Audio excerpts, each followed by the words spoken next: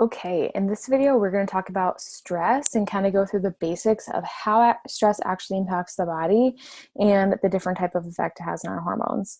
So we're going to cover what cortisol is and how stress impacts our hormones, identifying different types of stressors, and how to start reducing your stress. So I just want to start this by saying that not all stress is bad. We need stress. Our bodies are meant to respond to stress, and our body's stress response is what allows us to survive. So it is essential. It's just when we have too much stress, and we're going to go through the different types, but like mental, emotional, physical stressors, and then some like hidden stressors that we don't even know are going on. That's when it can start to be detrimental to our health, and especially our hormones and energy and sleep and all these important things. And that's when it can really create a problem. So I just want to start by going through the HPA axis, and I'm going to try and not get too nerdy here, but I do think it's worth learning about this because a lot of the times when we start to hear more about the adrenals and the stress response and cortisol in, adrenal fatigue and all that kind of stuff, it gets very overly simplified, I think. Although this is pretty simple and I'm going to keep this simple, but it's not as simple as just your adrenal glands. So we have to remember that our adrenal glands, they don't just work by themselves, right? If we look at this, we see the HPA axis. That is our hypothalamus pituitary adrenal axis. And this is what makes cortisol and causes that stress response when we're experiencing a stressor. This is what keeps us alive. So you'll see your hypothalamus is on top, and then that is talking to your pituitary gland, and then that is talking to your adrenal glands. And then your end result is cortisol plus a few other hormones like epinephrine, norepinephrine, and DHEA, but we're not getting that deep here. So what is the hypothalamus? It's part of the brain. It links our endocrine, which is our hormone system, and our nervous system together. And it really controls our hormone system through the pituitary gland. So the hypothalamus releases different hormones, and same thing with the pituitary gland. They're basically just all talking to each other through different hormones being released, and it's setting off this whole cascade of responses in the body. So your hypothalamus will make, if you look in this picture, it's making CRH, and this is telling your this hormone production, it notifies your pituitary to make ACTH, and that's what tells your adrenal glands that, hey, we have a stressor going on, so we need you to make cortisol, epinephrine, norepinephrine, and DHEA. But the main one here truly is cortisol. So it's a great picture. This truly is how it works in the body. The reason I'm bringing this up is because I think it's just so often we're like, oh, I have adrenal fatigue, but it's not just your adrenals. You also have to think about your hypothalamus and your pituitary, and then how these impact your other hormones. So the pituitary gland, it's really our master gland. It talks to so many different glands in the body that control our hormones, like especially like the thyroid gland. A lot of people have thyroid issues, and it can actually be a result of your pituitary. And it can also be a result of too much stress, because on the next couple, we'll see how this axis actually talks to your thyroid too. But your pituitary actually tells your thyroid to make more thyroid hormone. So, but it starts all with the hypothalamus still. But hypothalamus, pituitary, they talk to each other, and then eventually that tells your adrenal glands, which are a pair of walnut-sized glands that are on top of your kidneys, to make hormones to deal with the stress response. So our adrenal glands are important. They don't just make cortisol. It's a really big part of what they do, but they also make sex hormones. Not a lot, a small amount, but it's really important when we go through menopause. So they help produce hormones that play a role in reproduction, like those sex hormones I mentioned. They reduce inflammation because they make cortisol, which is anti-inflammatory, and I'm going to go through that. They regulate blood pressure and blood sugar. If our blood sugar drops too low, your body actually releases cortisol, and that tells your body to talk to your liver, release some of that stored carbohydrate or glycogen, and then raise your blood sugar levels, because it's trying to make it so that you have safe levels of blood sugar. It also the adrenal glands also control our sleep-wake cycle, because again, that cortisol, that's very energetic. It gives us energy, wakes us up in the morning, hopefully in the morning and not in the middle of the night. We'll go through what a healthy cortisol pattern should look like, but that's kind of all the different things the adrenal glands can impact, but that's our HPA axis. So when we're looking at the Dutch test and we're looking at how much cortisol you're producing, it's never just from your adrenals. We have to also think about these other glands and components within that axis. So stress and female hormones, this is what I really want to get across, because I think that a lot of the times we're like, oh, I have PMS, or I have high estrogen, right? Or low progesterone. And you're like, okay, so what should I do to raise my progesterone or lower my estrogen, or whatever your imbalance is? You have to remember that there's a root like cause from that. And a lot of the times it has to do with stress. And it's not always just like mental, emotional stress. Sometimes it's a hidden stressor. Sometimes it's a stressor in our gut. That's why we do the GI map, the stool test, because we want to make sure we are uncovering any possible hidden stressors in the body. So the way that our stress response impacts our female hormones is that our bodies are very smart. So when we're experiencing a stressor, they prioritize that. Because remember, whenever you get confused about stress, you just think about how your body wants to keep you alive. So when your body, your nervous system tells your brain, hey, we're experiencing a stressor, it's going to go through that previous slide where it's like your hypothalamus alerts your pituitary, alerts your adrenals. That is going to happen, and then you're going to release cortisol, and that's going to do all these other things that we're going to talk about. So think about that, and then that also relates to our sex hormones, because if we are dealing with a stressor, your hypothalamus and pituitary are busy with that. They're not going to be like, oh, okay, we're going to put that stressor and that cortisol need from the body on hold because we need to make sex hormones because like Amanda needs to get her period next week. That's not how it's going to work. So this means that our body does not prioritize sex hormones when we're overly stressed. This is probably one of the most common reasons I see for like losing your period or having really severe PMS or like really painful periods, unless you have endometriosis. That's a whole kind of other story there.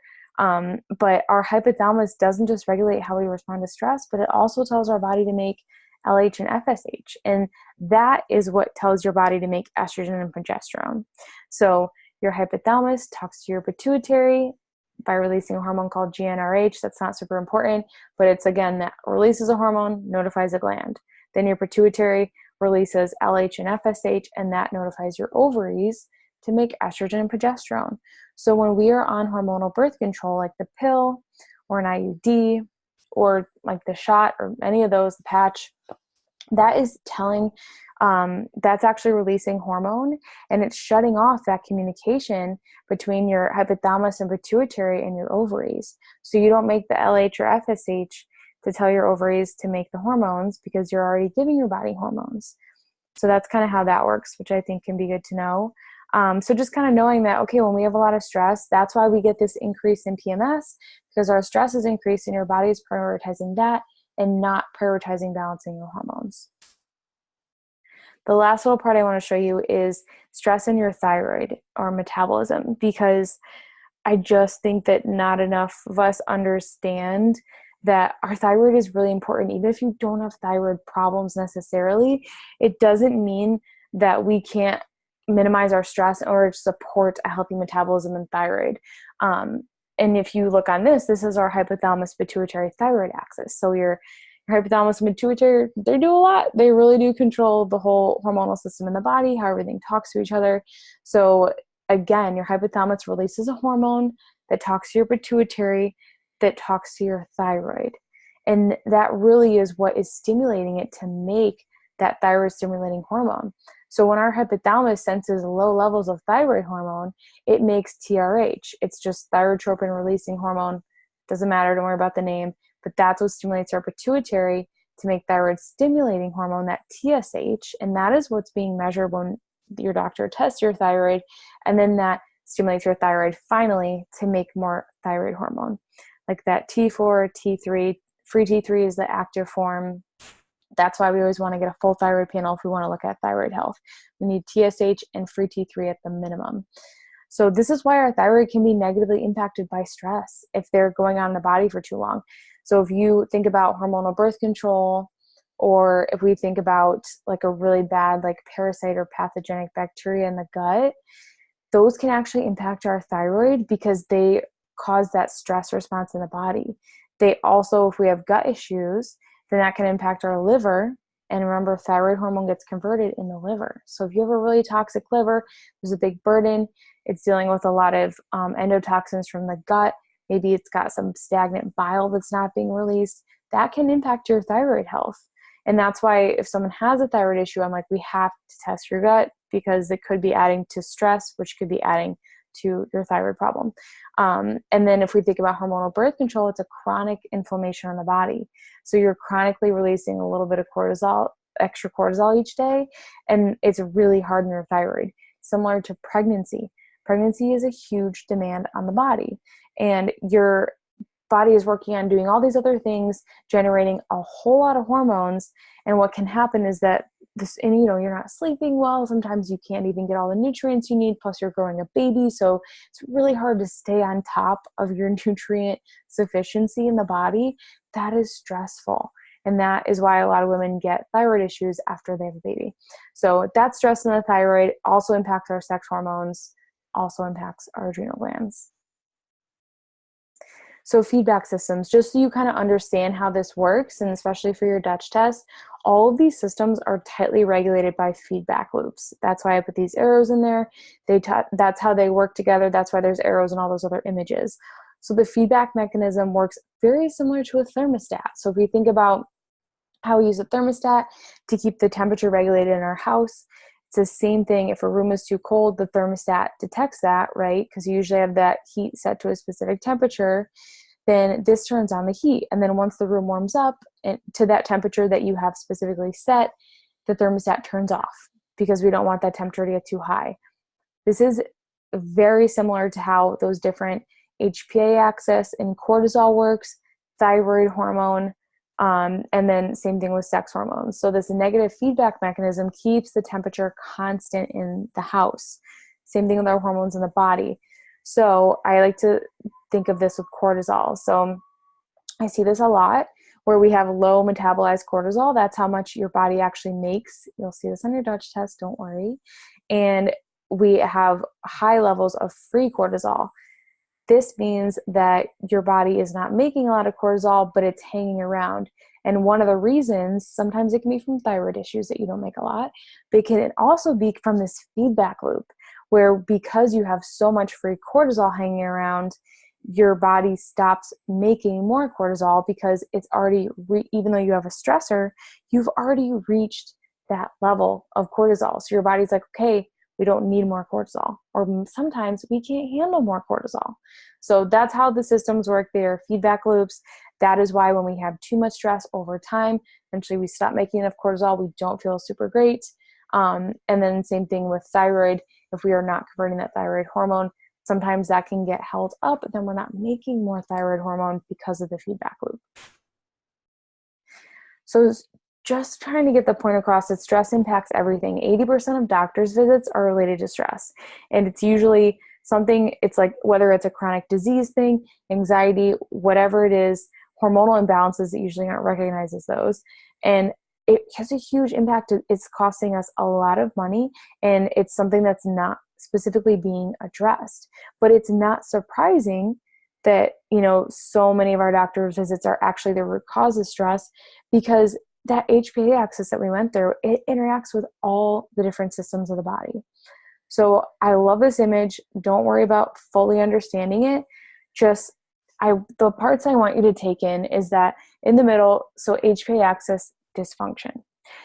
So this is like something's going on with that feedback loop. Maybe we were really stressed for a long time, so our cortisol is super high, and now we're not making enough. Maybe we still have really high levels of cortisol. Doesn't matter.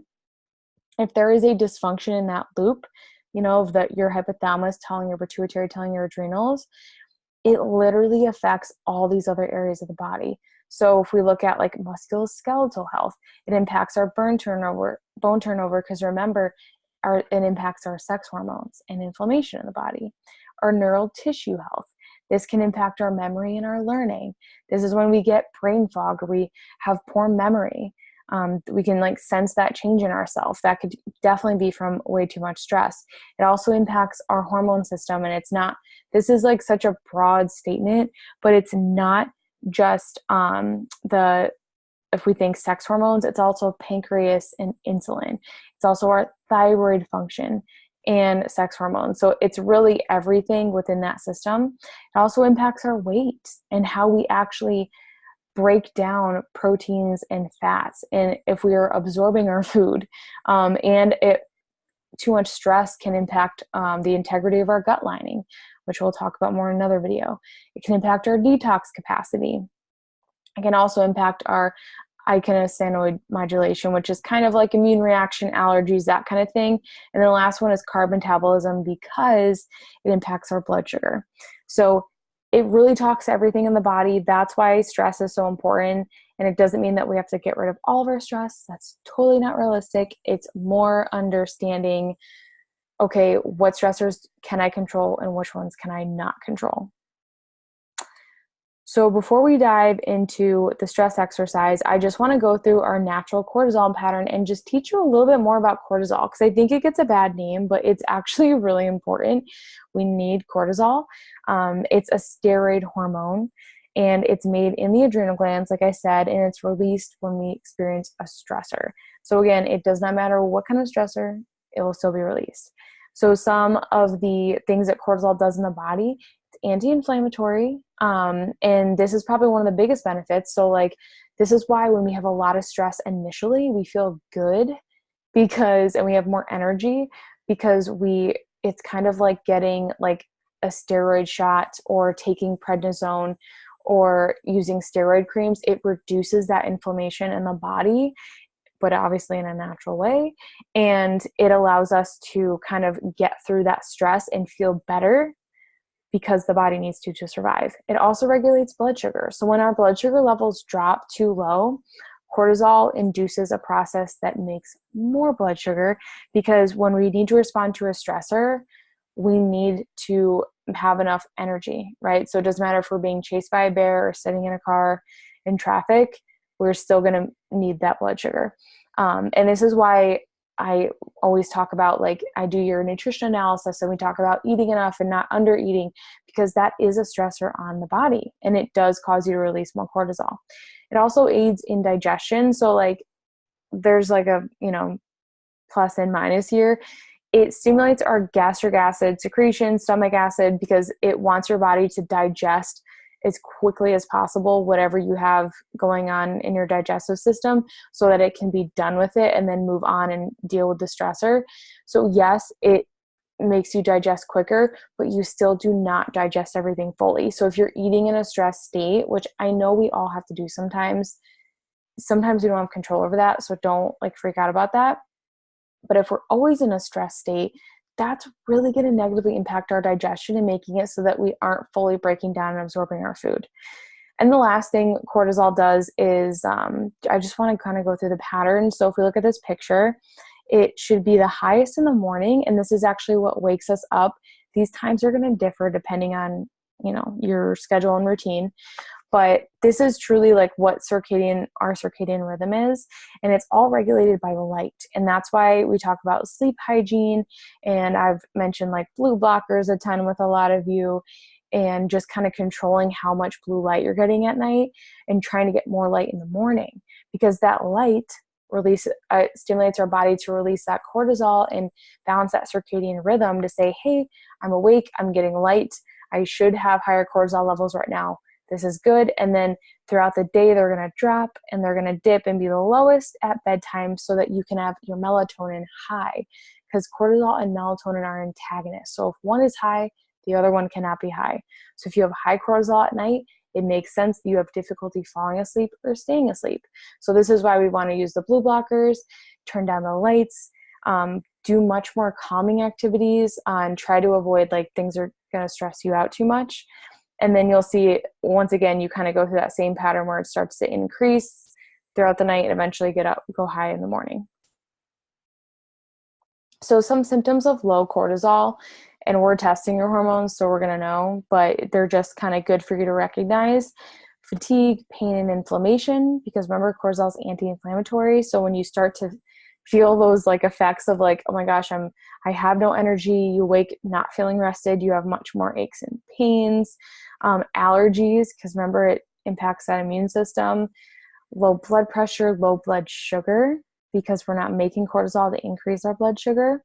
Lightheadedness or dizziness, especially like when you're getting it from sitting or standing. Like if you're one of those people that constantly gets like lightheaded after that, that's a huge sign that you could be dealing with some low cortisol levels.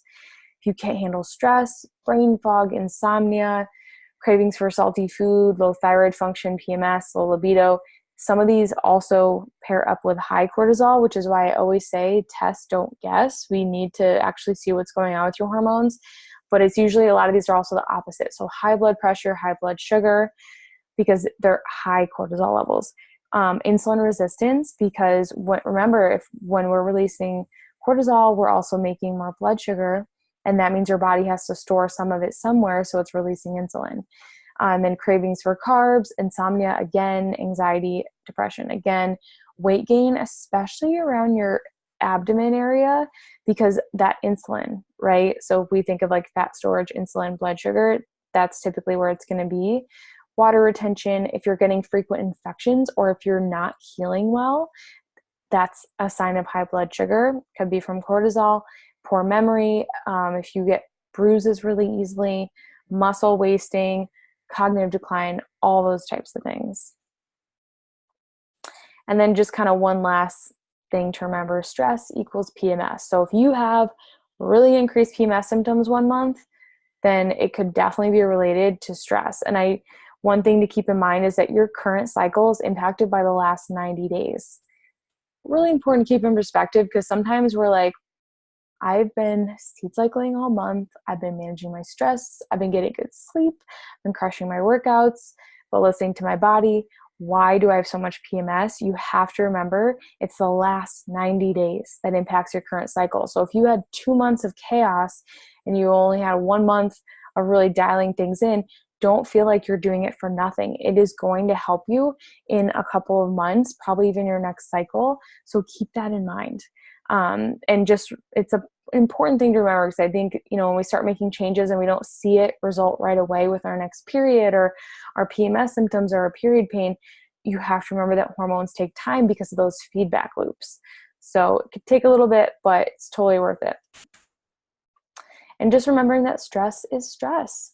So our brain interprets all stress the same way, whether it's a car accident or you're sitting in traffic. 2 different extremes impact your body the same way. So something that's a stressor, like not getting enough sleep, or something like a hidden parasite, they impact the body the same way, and they're 2 completely different things. So I want to go through our exercise of different types of stressors. So you have this downloadable exercise, and the first part is going through and circling the different stressors that apply to you. So mental, emotional stressors, these are pretty conclusive lists, but some, like if something might not be on there, but a lot of things people don't always think of, like moving, changing in where you're living, changing a job or losing a job, like things that people will think, oh, that happened 6 months ago, but it's like, yeah, but how much stress was it causing you during that time and leading up to it? And then there's also physical and biomechanical stressors. So like fractures, actual muscle injuries, if you have nerve compression, if you're in like the same position all the time with work, I know that happens like pretty commonly. If you're not getting enough sleep, if you have poor posture, digestive distress, those are more like physical type stressors. Pregnancy, postpartum, like I mentioned, it's pretty hard on your body. It's an amazing thing. It doesn't mean it's not stressful. If you work over 50 hours a week, that's like a big one. Dental infections, all that kind of stuff. And then the biomechanical or chemical stressors are things like inflammatory foods and food additives, pesticides, herbicides. Think of your toxins, alcohol, excessive caffeine. This is where our medications would be if you've taken antibiotics or like birth control, over-the-counter meds, chemicals, heavy metals, radiation. We're all exposed to these things, and we're always going to have stress. But it's important to just look at, like, where are my stressors coming from? So take a few minutes, circle all the ones that apply, and then from there, you're going to start identifying your stressors. So the goal is for you to write down all the stressors that are within your control that you could actually change, and then all the ones that you cannot change. So within your control could definitely be like the foods that you're eating. So if you have inflammatory foods, or if you have like a parasite, you might be doing this before you have gotten your GMAP results. That's okay. If you have digestive distress, those are definitely things that we could work on.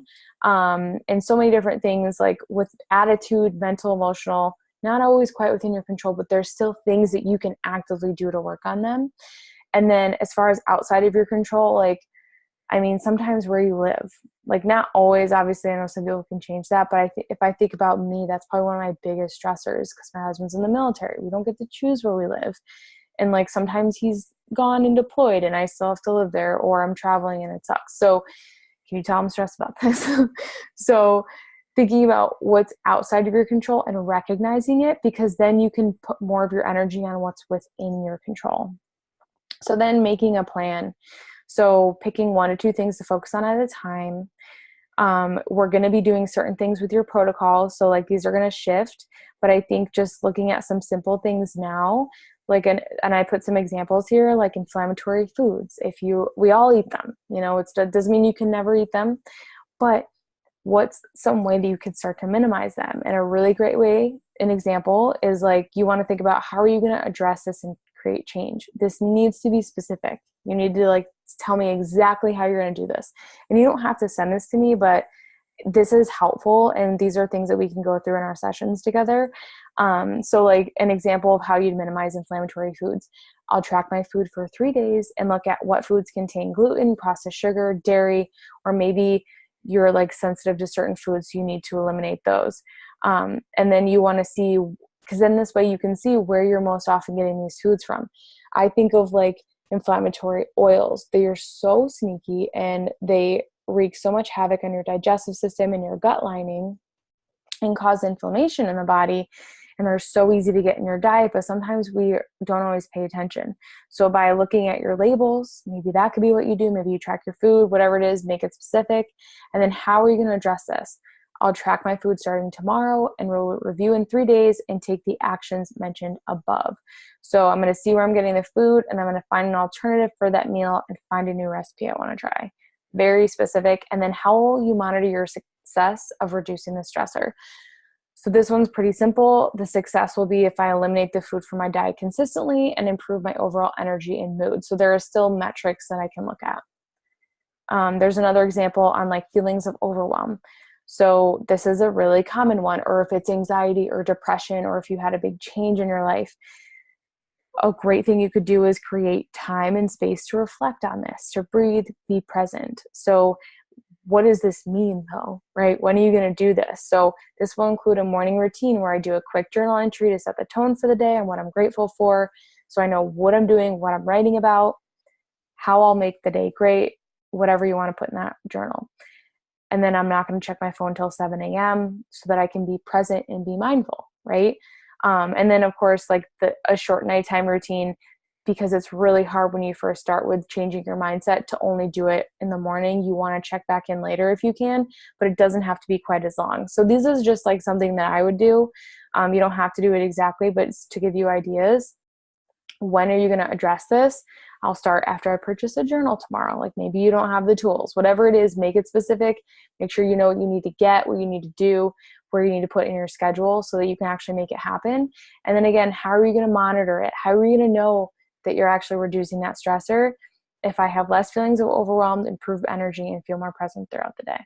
So now it's your turn. You're going to go through, make sure you're super specific, go through what the stressor is that you're going to reduce, exactly how you're going to do it, when you're going to start, and how you're going to measure it.